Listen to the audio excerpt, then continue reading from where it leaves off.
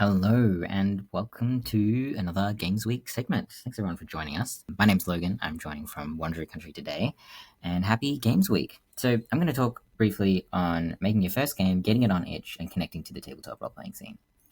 Now, we're going to talk about your first game, not your big magnum opus or your 300-page book in this talk. So for any of those big games, there is the ARC mentoring program that happens every year, which could be interesting for you. So stay tuned in the ARC Discord server for that.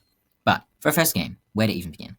I highly recommend starting by hacking an existing one-page game. Because one-page games are very simple, very structured, and a great way to get something done, because that is a massive boost to self-confidence, is just getting something done. So there's plenty of well-known one-page RPGs out there, including Honey Heist by Grant Howitt, D-Boy Tummy Thursday by me. Not as well-known, but I wanted to show it off. And Lasers and Feelings by John Harper. Lasers and Feelings got quite big. You may have heard of those. You have two stats, memes, and that kind of thing.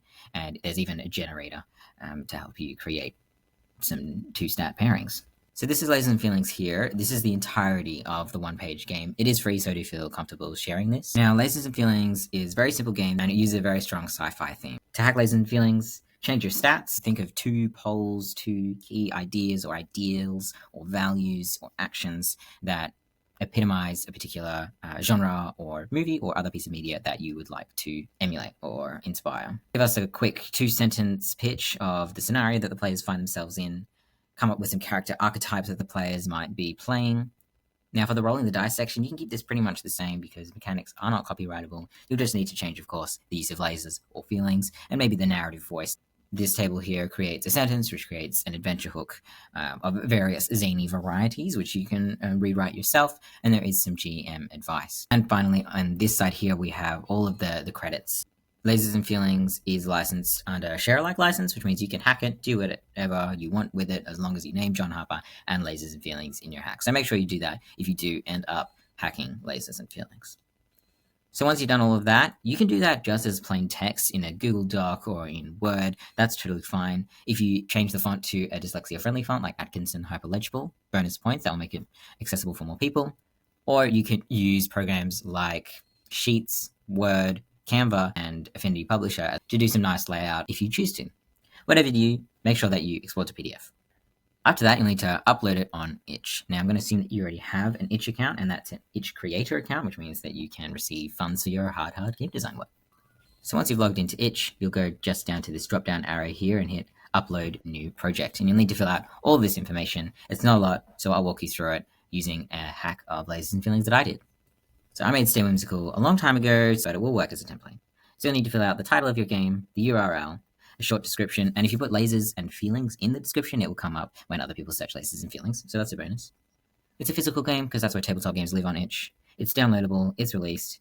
Now, pricing-wise, you can do whatever you want to do with pricing. I've chosen to go zero or donate because Lasers and Feelings is zero or donate, but that's up to you. It is good to charge for your games when you can. Charging for your game helps all of us be able to keep making games, because we all, at this point in time, need money to live. Upload your PDF or PDFs here and rename them if you need to. Details, this is just where you can set the scene. This is the first impression that people get of your game, so put in some juicy sentences. And you can also add things like what dice they'll need to use, how many players it takes, how long it takes to run, stuff like that. And also, again, make sure that you acknowledge your influencers or designers that you're hacking. Tags, I always forget if I should use OzRPG or TTRPG, so I use both to collect all of the Australian games together, and you can add any other tags that you think might be relevant. Custom noun and download stuff I leave blank. Comments is the default. And when you're first making this, this will remain as a draft. So make sure you save that, and then go to View Page. As you can see, I've done some funky stuff, and that all happens under Edit Theme. Now, I do want to say a banner can really elevate your game page with a relatively small amount of effort. As you can see, my banner is just the name of the game on the same gray background as the rest of the text, but it does make a big difference in how the game page looks overall. Whatever you do, make sure that it's saved at the end. Finally, if you go back to Edit Game, and then More, and then Rewards, I do want to show you about community copies. So community copies are basically free copies of the game that anyone can access, especially if they have any financial barriers that would prevent them from getting the game at all if they had to pay money for it. Make sure the price is zero and put in some quantity. And you may need to come back now and then to top up those community copies. Again, make sure you hit Save, go back to Edit Game, and scroll all the way down to the bottom, and make sure you hit Public as your final step, because then your game will be published. So congrats, whether that's your first game or your 50th game, it's always a good feeling to get a game out there. So if you want to know some tips and tricks for making prettier itch pages than I could ever make, there are some good resources for you. Cassie Mothwen has a great thread on Twitter about making fancier, prettier game pages, including using clever things around backgrounds and transparencies. And for creator pages, which is your hosting page, Comigo has a great resource for making that look a bit fancier and using categories and things like that.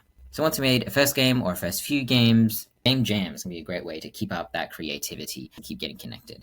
If you scroll down, you can see the calendar. There's lots of different jams happening, but it can be difficult to tell which are video game and which ones are tabletop games. Some of them are more obvious, like the One Page RPG Jam, which runs every year. Game jams are great because they can spark creativity within certain constraints, and they can also connect you up with more designers. As you can see in the community tab here, there's lots of discussion that's happened during the One Page RPG Jam. People can share ideas or thoughts or questions. Another great way to take part in game jams is to rate and review other participants' games. Leave a comment, leave a 5-star review. It makes someone's day and starts to build that relationship as well and that sense of connection. Some jams also spin up Discords as part of the jam that can live on after the jam, so that can be a great place to dip your toes and have deeper conversation. I know Discords can be overwhelming and quite fast moving, but at this stage, they have been the place where I've found the most continued tabletop discussion that goes a bit deeper. So you can search particular types of games like Powered by the Apocalypse or a really singular specific game, and sometimes the creators have made a specific Discord for that, or there might be a fan-made Discord as well. So look around for things that you love, and probably other people that you love want to talk about them. Now, speaking about getting your name out there and getting your games out there and getting well known, it does take time. Like, you're building a relationship between you and your game design and between your games and your potential audience, and like any relationship, that takes time. So feel free to go easy on yourself, participate as much as you can, and know that it's a slow build. But talk about and create things that you love, and people will recognize that and gravitate towards that. And the Arc Discord is a great place to start. If you want to talk about game design, share about your game, jump in the Arc Discord. And there's lots of stuff happening during Games Week, and there'll be plenty of people around who are eager to chat. So that's all I have to say really today. I hope you're enjoying your Games Week and got something out of this talk. If you want to keep in contact with me, this is my card. It has all of the places that you can find me and all of the things that I do. So happy Games Week. Thanks for listening, and see you around.